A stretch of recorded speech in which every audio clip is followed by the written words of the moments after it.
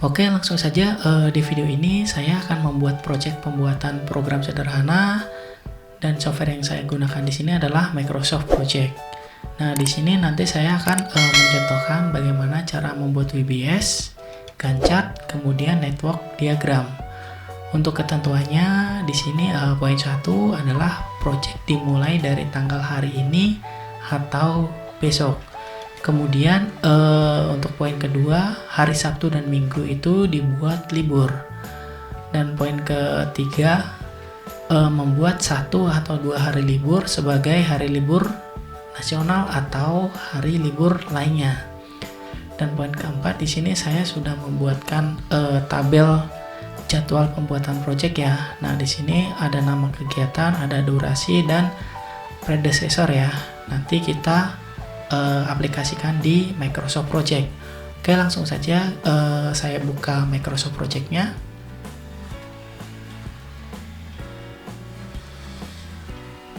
Nah, ini adalah tampilan awal dari Microsoft Project ya. Untuk versi 2007 atau versi lainnya itu sedikit berbeda untuk penempatan sub menunya ya. Oke, kalau untuk fungsinya itu sama saja ya untuk versi yang berbeda. Nah, kita langsung saja tadi untuk ketentuannya itu kan kita memulai projectnya itu dari tanggal hari ini atau besok. Nah, kita bisa pergi ke bagian project atau menu project. Nah, di sini ada namanya project informasi ya. Diklik saja. Nah, ini kan tanggalnya itu adalah tanggal hari ini. Kita buat tanggal besok saja, tanggal 5. Kalau sudah klik OK. Kalau sudah, kita bisa pergi ke bagian change working time ya. Ini untuk membuat schedule atau jadwal. Nah, di sini kita klik option. Kita bisa lihat dari tab atau menu-menunya. Untuk general ini kita buat default saja untuk display. Nah, di sini untuk currency-nya itu IDR ya. Kita menggunakan rupiah dan di sini ada namanya schedule ya atau jadwal. Di sini kita memulainya itu dari hari Senin. Kemudian untuk jamnya itu dimulai dari jam 8 pagi sampai jam 5 sore. Untuk durasinya itu dari jam 8 pagi sampai jam 5 sore itu adalah sekitar 8 jam ya. Karena untuk jam 12 sampai jam 1 itu dibuat istirahat. Jadi totalnya adalah 8 jam ya. Nah, untuk hitungan per minggu kita bisa lihat karena kita buat hari Sabtu dan Minggu libur, maka dalam satu minggu itu harinya ada 5 ya. Jadi 5 kali 8 itu sekitar 40 hari. Dan untuk hitungan bulan kita bisa kalikan lagi 5 kali 4 ya, sekitar 20 saja ya. Oke. Nah, di sini untuk schedule-nya kita buat desimal. Kalau sudah settingan seperti ini semua, kita klik OK. Kemudian tadi ada ketentuan yang menyatakan bahwa membuat 1 atau 2 hari libur sebagai hari libur nasional atau hari libur lainnya. Nah, kita bisa buatkan di sini. Misalkan 1 itu cuti bersama ya, cuti bersama. Kita pakai huruf kapital saja. Cuti bersama. Nah, kita buat cuti bersamanya itu bebas ya. Kita misalkan tanggal 11. Kita buat di tanggal 11. Oke, kalau sudah oke. Nah, kita buat satu lagi libur nasional ya, libur nasional aja kita keterangannya. Boleh untuk keterangan bebas nasional. Libur nasional misalnya kita di hari Senin ya, tanggal 22. Kita buat tanggal 22. Oke. Semuanya sudah oke. Nah, kalau sudah, kita pergi ke bagian work weeks untuk menentukan hari kerja ya. Kita bisa klik detail. Nah, di sini kita untuk hari kerjanya kita hari Senin, Selasa, Rabu, Kamis, Jumat. Nah, kita bisa blok ya. Blok dengan cara pencet tombol shift. Kemudian arahkan panah ke bawah sampai hari Jumat. Nah, di sini kita pilih bagian bawah ya, set day ya. Nah, di sini kan nanti jamnya itu akan terinput otomatis, yaitu jam kerjanya itu mulai jam 8 pagi sampai jam 12 siang. Kemudian jam 12 sampai jam 1 itu istirahat. Kalau sudah istirahat, mulai kerja lagi jam 13 sampai jam 17, yaitu jam 1 sampai jam 5 sore. Oke, kalau sudah, klik OK. Kemudian kita sudah buatkan schedule semuanya. Kalau sudah, kita klik OK. Nah, sekarang kita memulai input kegiatan atau nama kegiatan yang tadi saya sudah buatkan tabel. Ini kita input satu-satu, kita bagi dua aja supaya lebih mudah ya. Nah, untuk input itu kita masuk di text name ya, di bagian ini. Kemudian kita input semua yang ada di sini, yaitu dengan cara input satu-satu. Nah, ini satu adalah pengumpulan data. Kemudian yang kedua itu 1.1 itu adalah wawancara dengan pemilik proyek.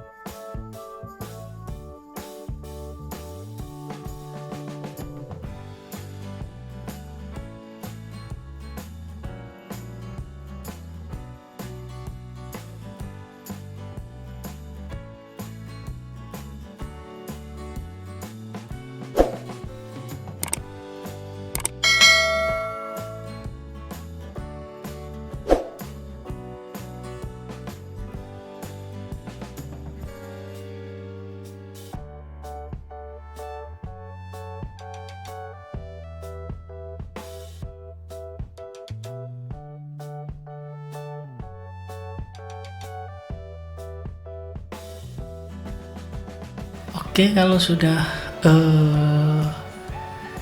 di input semua nama kegiatannya, kita mulai input durasinya ya. Untuk durasinya itu wawancara itu 3, ini 5.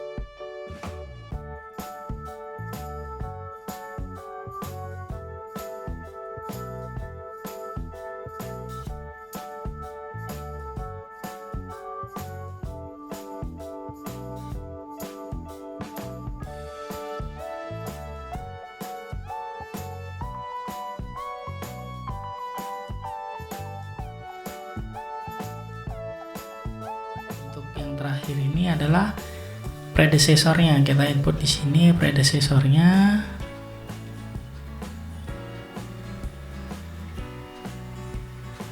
kelihatan ya. Nah, ini predecesornya itu kosong.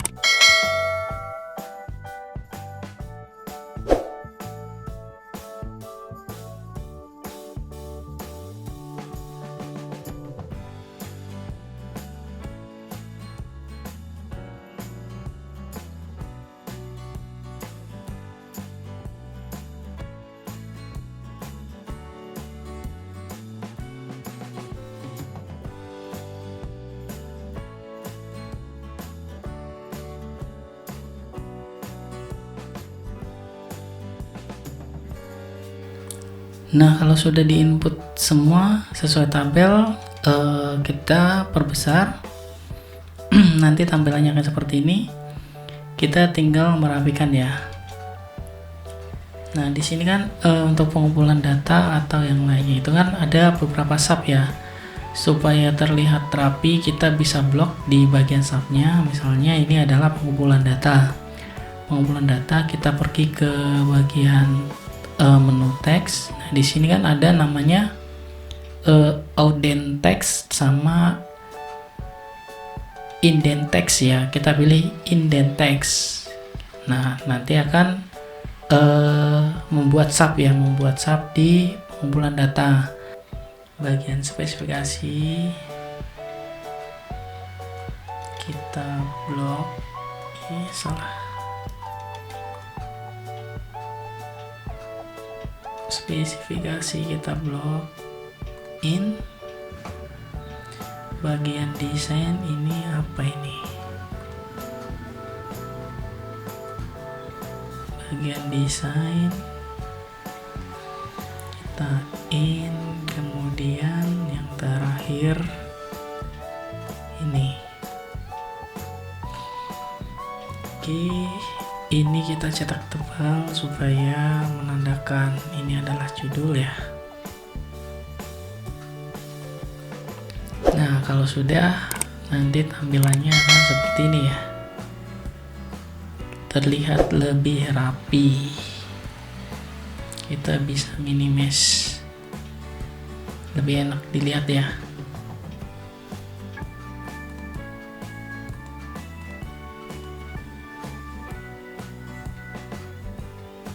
Oke, kalau sudah, nah di sini di bagian kiri ini yang dinamakan WBS ya. Jadi yang dinamakan WBS ini adalah di bagian ini. Ini namanya WBS. Kemudian yang dinamakan Gantt chart ini adalah di sebelah kanan. Sebelah kanan kita bisa sesuaikan.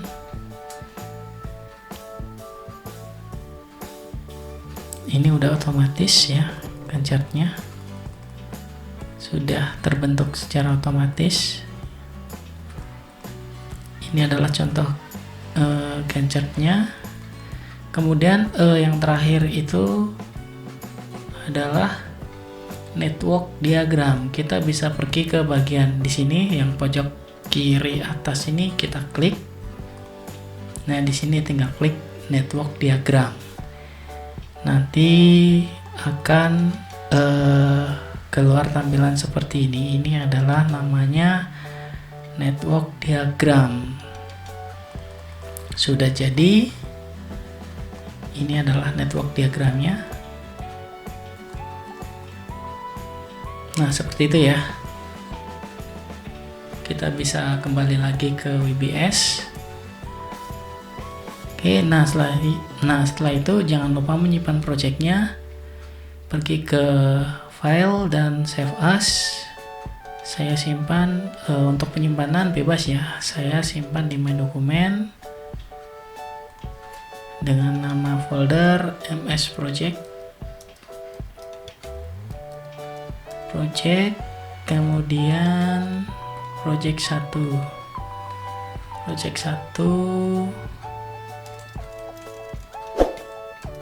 latihan ya,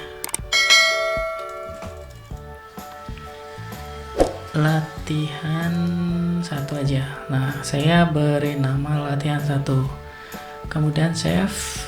Oke, segitu aja contoh pembuatan WBS, Gantt chart, dan network diagram. Kurang lebihnya saya mohon maaf.